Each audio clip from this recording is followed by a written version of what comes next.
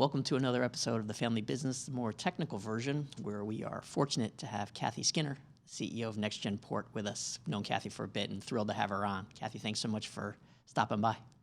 Yeah, great to be here, Matt. Thanks so much. Yeah, we've been talking, has it been over a year, maybe two? At least, yeah.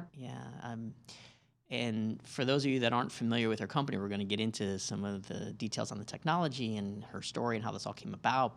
There's something incredibly personal about this. My mom's a breast cancer survivor, and so getting to know Cathy and finding out about so much that she's done in her life, in addition to what her company has done, it's truly extraordinary. So if you wouldn't mind, take 30 seconds to a minute and give everyone a bit of snapshot of who you are and who NextGen Port is, and then we can probe into the fun stuff. Yeah, happy to. So, like you, I got started in this space because sadly my dad was diagnosed with cancer and passed away over 25 years ago. And so his diagnosis set me on a path to do several iterations of work with cancer patients. One is face-to-face services. Second opportunity was a digital health platform for cancer patients. And now we're focusing on my third company, which is hardware, software, plus data as a means of serving cancer patients at home with clinically relevant data and really changing the way cancer patients are monitored remotely to improve their outcomes and the quality of their care. So I think that's where you and I cross paths is this whole med tech space and patient care space and really taking what the universe has given us and trying to make something out of it, make sense of it, and impact the lives of others in the future. It's amazing how someone could have something happen to them like you did with your father and either feel sorry for themselves, go fetal, do nothing, get angry, and all these other things. Instead, you did something about it. And during our chat here, we're going to talk about all the stuff that you've done, because for those of you that don't know Cathy, I mean, she has 2 to 3 decades of work that she's done for helping every kind of cancer patient, whether it's the family or the person, the physicians, what have you. It's really, truly amazing. But I'd like to focus on the company first. So how did all of this come together? Because it's fairly complex. I mean, it's in that new category of software as a medical device. So I'm curious how you came up with the idea to begin with, and then let's kind of let it unroll from there, because I'd like to delve into the sensors as well as some of the other parts of the technology that make it amazing. Thanks. Yes. So to get to today, we actually have to go back to 2016. And my first company, I was working face-to-face with cancer patients as a cancer exercise specialist. So the crazy part of my backstory is I'm a former collegiate volleyball coach turned entrepreneur. And we'll get into how the skill sets for a collegiate coach and an entrepreneur are exactly the same if you want to. But I was working after coaching volleyball, I moved into personal training and then cancer exercise. And in 2016, I was working with a breast cancer patient. And she came back to our exercise session after a doctor's appointment and said the drug that was fighting her cancer was concurrently damaging her heart. And I was looking at the implanted chemo port in her chest thinking, why couldn't we know sooner that she was having cardiotoxicity, she was moving in the wrong direction? So it was back in 2016 where I had a kernel of this idea that the chemo port, which is essentially void of intelligence, and it's been around for decades, could be used for something more. But back in 2016, the microelectronics didn't exist. Remote patient monitoring didn't exist. CPT codes for RPM didn't exist. There's so much that wasn't available to us. So I always kind of just hung on to that idea until I met my business partner, Dr. Roseanne Welcher. And she's a scientist, PhD, MBA, worked in companion diagnostics for 25 years. And it was sharing this idea with her that we really came to know that there was nothing like it in the market and that it would serve a great need for patients, physicians, payers, providers, and even pharma. So that's a brief summary of starting from working with a cancer patient, seeing the need, but then hanging on to that idea until 2020, really, when we launched the company and then started to delve into some even of the technology that it came about even just 18 months ago. So it's been a journey, but it feels like out of the 3 companies I've done, it feels like the right idea at the right time. Well, that's what happens a lot is sometimes you have these ideas, but the world's not ready for it. Or as you said, the technology is not ready for it, or the market's not ready for it, or whatever the case may be. the idea, just hopefully you remember it and you stick it in a folder somewhere and you can bring it back out. Now, I don't know you this well, but I don't think you're very technical by nature. So how did you do the design of the device? And I mean, obviously you've been around ports for years, so you understood how they work, but still, you never developed something like that. So how did you do the technical side of this? Okay, you called me out. Yes, I'm a bachelor's in psychology, MBA, not a scientist, an engineer, or a physician. Um, but I'll go back to volleyball. I know how to recruit great teams. So I look for athletes that play in their position of strength. And when I translate that to what does it mean in our company, I've been grateful to find amazing scientists, amazing engineers, amazing specialists. And we have a team right now that has some unique expertise in optical engineering, flow cytometry, catheters, chemoports. And so if you think of my team as a collegiate team, whether it's volleyball, basketball, baseball, we have all these athletes, all these people working in their position of strength and bringing all of their expertise together on the team. And so I'm in charge of looking for strategic partnerships, looking for money, and then giving all of these experts the sandbox or the playing field by which they can play to their strength. In most worlds, they just call that a leader.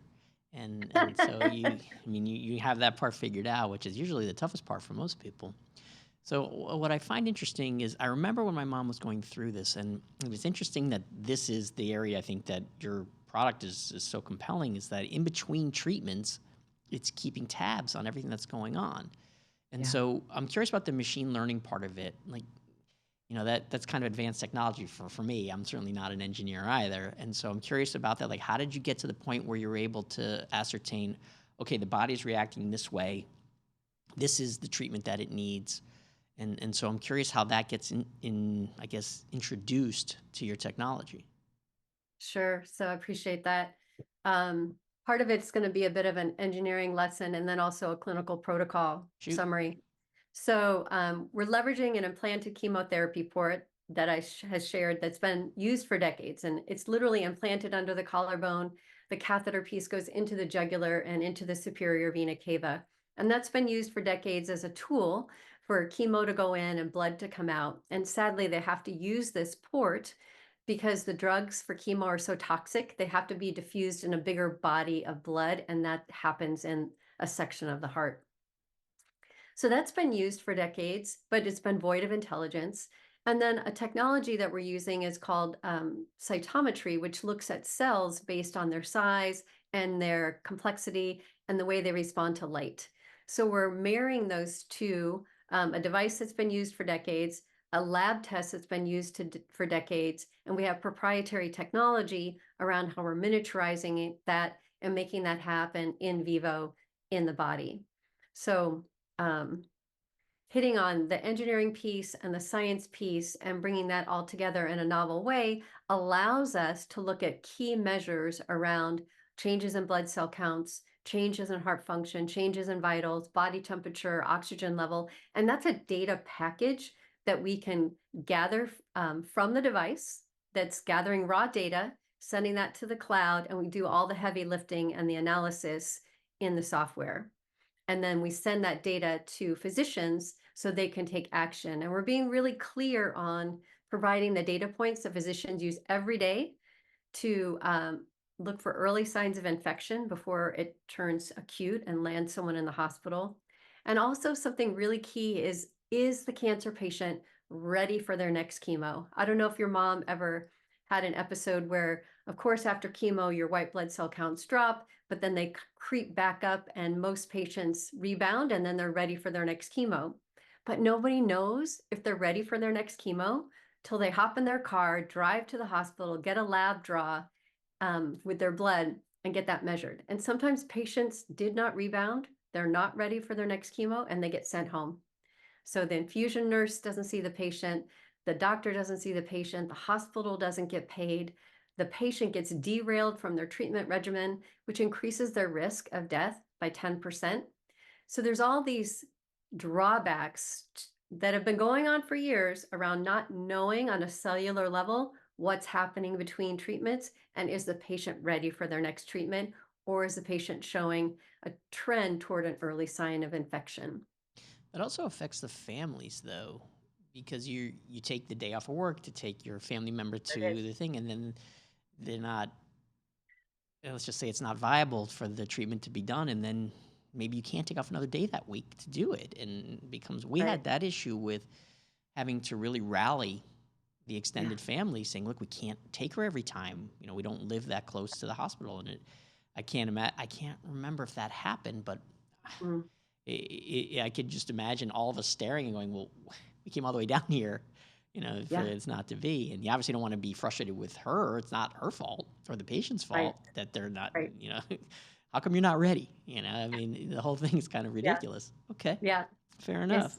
totally true. Yeah, the whole issue around financial toxicity, and the burden of cost on the patient, both direct out of pocket or lost work, lost time with family, lost on so many levels, and trying to reel that in and provide something that has actionable data that's measured in between treatments and over the life of the treatment regimen to find what is the best possible parameters. And then think of all the data that would be coming out of our port that could be used in analytics models and predictive models to help inform future cancer patients for the best course of care.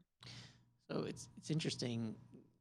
It sounds like everybody would be rooting for you. The docs, the Yeah. insurance companies, the patients, their families. I mean, no one would want to see this not work out. So, could you give me a bit of a snapshot of where you are on the timeline of the product? We're um we're doing really well now with our engineering and our product development timeline. We've been around for a couple years, but I would say that our first engineering approach was viable and we could see what we needed to see, but not to the specificity in terms of the types of cells. And we've pivoted in the last year to a different type of engineering that all of a sudden gives us a lot more legs and breadth to be able to develop, identify variety of cells with more specificity and really get us to the measures that physicians use every day in their clinical workflow. So now we're better aligned to that. So with the delay in the pivot to a new engineering, um, it's the right way to go, but it's taking more time. So I would say we're in a good position now. In about 60 days, believe it or not, we're going to have some new interesting data that I'll be able to take to investors. We have some strategics that are watching us and wanting us to produce more data. And we've also recently determined that we qualify for breakthrough device designation Hey, with the FDA. congratulations. Well, we didn't get it yet, but we know Uh, we qualify. my So money's on you. thank you. We do check all the boxes, which is Yeah. amazing. Working on that document to get a pre-sub with the FDA around breakthrough device designation. We have a lot of confidence. So those are two big areas. One is show us more engineering data, show us your pathway to the FDA, what you plan to do in a concrete way. And that's been the two areas I'd say that savvy, seasoned investors are like, you know what you're doing is super cool, makes a lot of sense, huge market need. Show us a bit more. And in the current state of life, in the investor life of, it's kind of easy for them to say no. Yeah. So we're trying to break down as many barriers to them saying yes and moving forward. And these are two key areas that will have measurable data in 60 days, and we're almost done with our pre-sub to the FDA around our breakthrough device designation. So we're making significant progress with this new pathway. Well, that's terrific. Um, Yeah. being in Minnesota, there's obviously a substantial community in the medical space there, Medical Alley and the University of Minnesota and what have you. I'm curious how the state of Minnesota has been helpful, whether it's just the fact that it's a cluster and there's plenty of people living there that can help you, or is the actual community involved? So I'd say there's a couple benefits to being in Minnesota. One is that for the last 4 years, we've been able to work with Mayo Clinic. There's an oncologist out of Rochester, and we meet with her weekly. So that's been a huge benefit. Last year, we also participated in a Mayo program called Mayo Clinic Platform Accelerate that allowed us to play in a sandbox of de-identified patient data and build a predictive algorithm model to look at risk of neutropenia. So that was super helpful. On a personal level, being here in Minnesota, I'm part of a group of founders, and I've been meeting with them since 2015. So basically through two of my three companies, the support of other people who are Minnesota-based, healthcare-based founders, not competing direct head-to-head, but just a safe, secure, confidential space to seek help and feedback. That's been invaluable to me. I'd say the investor community is coming along. 10 years ago, a bunch of the startup and seed stage and early stage investment groups didn't exist. So they're getting their legs under them and figuring out where they're going to invest. So I'm glad to see that growth, but it's still in early days. So a lot of the money that we're finding are from high wealth individuals in Minnesota, but also outside the state of Minnesota for investment. Listen, you're running in the right circles. It just hasn't happened yet. Yeah, and some of the big players don't do chemo ports anymore. So Yeah. you'd think Medtronic, but they don't do chemo ports, or St. Jude or Boston, and they just don't do chemo ports. However, we have a whole market in our pipeline around having smart catheters, which those entities do participate, as well as Baxter is a big player in that space as well. And of course, Becton Dickinson does chemo ports and catheters.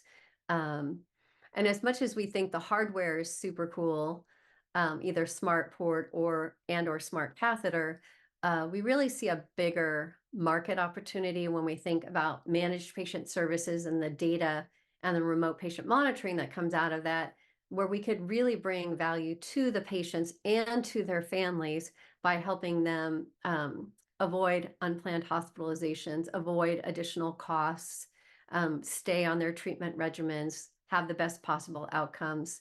So there's a whole world around the software managed patient services, software as a medical device, as you mentioned at the beginning, and then something that hasn't even been tapped into yet, AI predictive analytics and future models for people diagnosed down the road. So I wanted to pick up on what you said earlier. I always try to include possibilities for other founders and CEOs to pick things up when I have these conversations, because you kind of all are in this together, and the rising tide definitely raises all boats with this. So let's touch on that for a couple of minutes. First of all, is this group you're a part of? Do you find that most of the time it's not that they have such a great suggestion or an answer to your issue, it's just somebody who understands what you're going through? Yeah, I'd say it's both. Uh, I would say people who understand. I think the key element also is the confidential part, where I wouldn't want to complain to my family members or complain to my team. It's just a safe space to be frank and transparent and to find support around those kind of concerns. We really need to just kind of lay it out there, even just to diffuse diffuse the anxiety or the fear or the concern by just speaking it to someone who simply listens.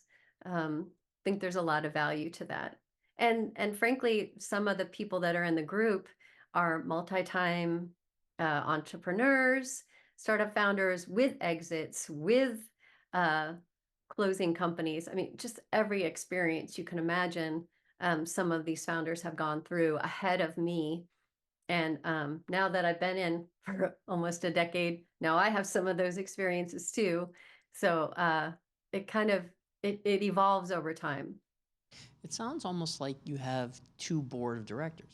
You have this board of this Oh, group, and you oh have yeah, your true board, because yeah. there's probably things that you don't either want to say to your board and can't, or No, or they may not have the answer. I mean, look, some boards, they just don't have that background, that function, that history that right. they know about this. So Yeah. and everybody you work with in this group, are they all medical background, or are they startups with all kinds of technology? No, it's all healthcare All healthcare. background. It's Okay. all healthcare tech. So I think Next Gen Port is the think it's the only active implanted medical device. There's other like coffee table devices or wearables or apps, things like that. But we're the only implanted device. One of the things that I would give you a fair amount of accolades on is that you're visible. Like I see you when I go to different things. You seem to participate in whatever event is happening in town, and I don't know if it's pitch competitions or other types of things, but talk a bit about that for people who are just getting started. Like, how do you pick and choose? Because obviously your availability of resources is not heavy, and there's very few people working at the company, so you're having to not only the money, but it's also your time. How do you pick and Right. choose when you're in the beginning of where you should show your face and make sure that you're seen? Yeah, I appreciate that question. And part of it goes back to the fact that I am a non-technical founder.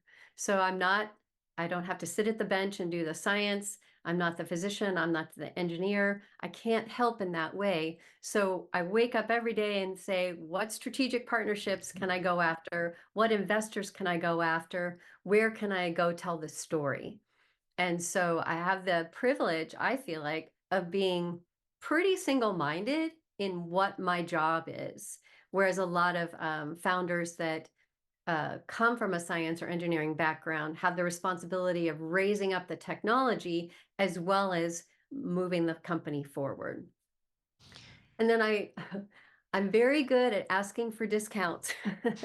So even if there's an event and I want to go there, and there's no obvious startup fee, I'll ask, or I'll see someone who's presenting at the event that I know, and I'll say, "Do you have an extra ticket?"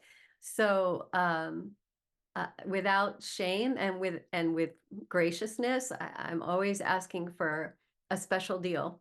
So that helps manage the cost. And then and there's certain programs that are huge privilege to be a part of. So Mayo Clinic Platform Accelerate, that's competitive, that's a big deal, that's high profile, and we got lucky to be part of their third cohort. Well, so MedTech so let me Innovator. interrupt you there. How Yeah, how did yeah. how did that happen? Who did you network with? Not, you don't have to give me names, but like, how did you get yourself in there? Because I'm thinking of people who are just starting out. They're probably wondering, well, Yeah. great, how did she do that? Well, you go to the website and you apply. So a lot of Is it. it just that simple?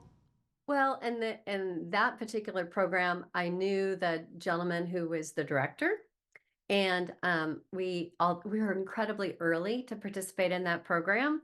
But the oncologist that we work with at Mayo Clinic said, "You should apply to that program." And we said to her, "We're early." She said, "You should apply to that program." Like, okay. And then we talked to the director of the program, and he's like, "You're early." We're like, "Yeah, but doctor said we should apply." He's like, "You're early." I'm like, "Yeah, but doctor said we should apply." So um, part of that is persistence, and then also trusting the process. And then I was going to mention MedTech Innovator, which has been a huge value to our company. I had to apply 3 times. So just persistence and growth. And I think getting started, the biggest thing is you might have a great idea, but follow the money and make sure you have a good business model, number one, that you can make money. And number two, make sure you have a good exit strategy, which sounds counterintuitive, but I think you want to, and this isn't my brainchild. I've heard this other places, that you want to think about how do you exit so that you can build toward that when you're building your company. So you're almost working backwards. Correct. You reverse engineer it. Okay. Oh, you'd mentioned something. I can't remember if it was a conversation or read it on your site, but you talked about healthcare equity and access, Yeah. and that's a sore spot, soft spot, something that's important to me. And so I'm Yeah. curious about how your technology assists in that area. Oh, yeah. Yeah, absolute. We absolutely nail health equity and access. Um, that's a soft spot in my heart as well. My second company was a digital health platform that had cancer exercise and cancer nutrition on it. And part of the algorithm we built into that was looking at social determinants of health in terms of transportation and nutrition, loneliness, isolation, and how that could be complemented with physical activity and community and good nutrition. And anyway, so I've delved deeply into social determinants of health. And then with this particular hardware and software company, think about the value of having an implanted device, regardless of your zip code, measuring changes in blood, heart, vitals, and it levels the playing field. So regardless of your health literacy, or like I said, your zip code or your provider, everyone all of a sudden is receiving the same level of monitoring and data collection, to, I think, provide better, more equitable and accessible services. And you can be rural. Wouldn't it be great if you lived 3 hours from Mayo or 3 hours from UCSF and you knew you weren't ready to hop in your car? You didn't have to waste a tank of gas. Like you said earlier, someone's not leaving work to get you there. So it plays directly into health equity and health access, and all of hospital at home models as well, which is really important to, I think the best outcomes are patients will do better recovering from in their own homes. Yeah, I would agree. So you mentioned something. It's funny. We have a few things in common. Um, I coach everything Yeah, except volleyball. everything. Okay. You've met me. I'm not exactly built for volleyball, and Me neither. yeah, that's a valid point. And so I am curious about that because I genuinely think, and this applies to men too, but I think there's something about growing up in not so much a team environment. I think Mhm. competing at an early age and then growing into that and then using that from a leadership perspective and coaching because that's such a different dynamic than being on the team. You're in another kind of role. So I'm curious how you use that as you build your team here and how you work with your investors, how you work with your board. What do you take from your coaching and playing days? Hmm. So I would say that, gosh, it makes me go back even further. So I think the strength of my athletic ability was based on the foundation that I did dance for Really? 7 or 8 years. So that's not a competitive place, right? That's a creative place, that's an artistic place, that's a collaborative place. And so, coming out of that and then moving into athletics, it helped me know my right foot from my left foot, and I could move well. I could jump. You know how short I am, but Yeah. I used to be able to jump really well, which worked perfectly for volleyball. And so then I think about the competition as the forces on the outside, and I think about the team and the dynamics on the inside. So who do I want to have on my team? Um, how do I had said earlier, help them play in their position of strength. I want people to love what they do and do what they do well. And if they don't do something well, I try not to force them into that, pigeonhole. If anything, I try to kind of cover their gaps, and I find people who I call them people on my team. I call them grown-ups, and they have a high emotional IQ. They're collaborative, they are competitive. Most of them are some type of athlete. But that means in adulthood, if they're an athlete, that means they have work-life balance. So they can self-regulate their stress, they can manage their sleep, they can manage their nutrition. And so I've got well-balanced, not perfect people, but I've got well-balanced people that are bringing what they can, to be the best versions of themselves on the team. So it's not, I don't have any internal competition. Mhm. All the competition is the forces on the outside, and how do we circle up as a team to perform at the highest level. Yeah, to me, we're in my company here at the Mullings Group, as well as all the way teams that I've coached. I've probably coached 40, 50 teams in my life because I Wow. coach 3 sports, and I always feel the same way. You don't have to be perfect. You have to be perfect Yeah. for this team, and that's it. So when you're inside the lines, or we're at practice, or whatever, in a timeout, that's when I need you to be perfect. The rest of your life, that's not as relevant here. So it takes the pressure off. Like, you don't need to be this perfect person. I just need you to fit in here. Because here at Mullins Group, if you met all of us individually, you'd be like, yeah, none of those people are perfect. But yet they're perfect here. And we Exactly. fit, and we're all really quirky. But Yeah. it works because Joe was a former athlete, and he has the same kind of mentality. Hmm. It's interesting how that plays out. And so, what do you do though when you have someone on your team who's not sportsy at all, and you make a sports metaphor? Do you have to rephrase it? My wife always kicks me under the table if I use sports metaphors because she's not. Oh, no, actually what I find out what that person's passions are or interests and activities, and then I use their analogies. Yeah, it is important. I try to always Yeah. note in my head if I'm in a room of people that are all from different walks of life, Yeah. and be more cognizant of the way that I describe something. Because sometimes you use a similar term that you've used your whole life, and they all just stare at you. Like I don't know what that means. Yeah, exactly. So I try to flip that unless they've asked me about my history and then Mm. I've been able to illustrate it and maybe anchor it in some concepts. And then I might leverage it. But I really try it's a type of extension of empathy, I think, by either in humor or analogies, um, in an appropriate way, bringing in something that I picked up in a conversation and bringing that forward. Well, it makes people feel seen and heard. Yeah, And if you remember something that they're into, and right. just goes a long way. That's Yeah. interesting. Well, look, I had a good feeling that you were going to be a good guest, and Well, I like when thanks. I'm right. I want to make sure that we covered everything about your technology and your company that you wanted to cover. Is there anything that we missed? Yeah, I think if I could, Sure. We got a few more minutes. What for do you want? yeah, for people who are thinking about um, launching a company, um, I would encourage you to do that, as but also start to think about um, how comfortable are you with risk? How comfortable are you with getting a lot of doors closed on you? And if if you if you hear no a bunch or you've struggled a bunch, that's in some ways helpful as long as you can think about what was your resiliency strategy for waking up the next day and getting back at it. So it's cool to have an idea, it's cool to want to be an entrepreneur, but I think there's a whole world of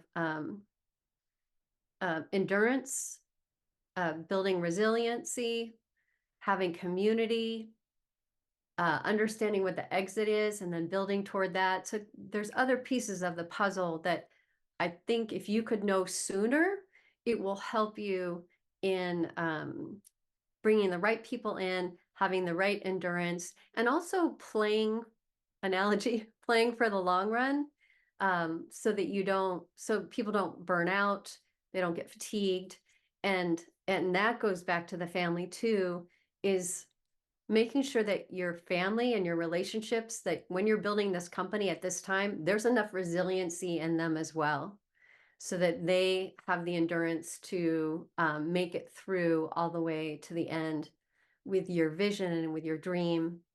Um, because it's not a lone, it's a lonely journey, but you don't do it alone. And the decisions that we make as entrepreneurs have an impact not only on our teams and our company, but on our families as well. So think about some of those things as you're moving into it. It's always tough when you first start, and you just don't know what you don't know.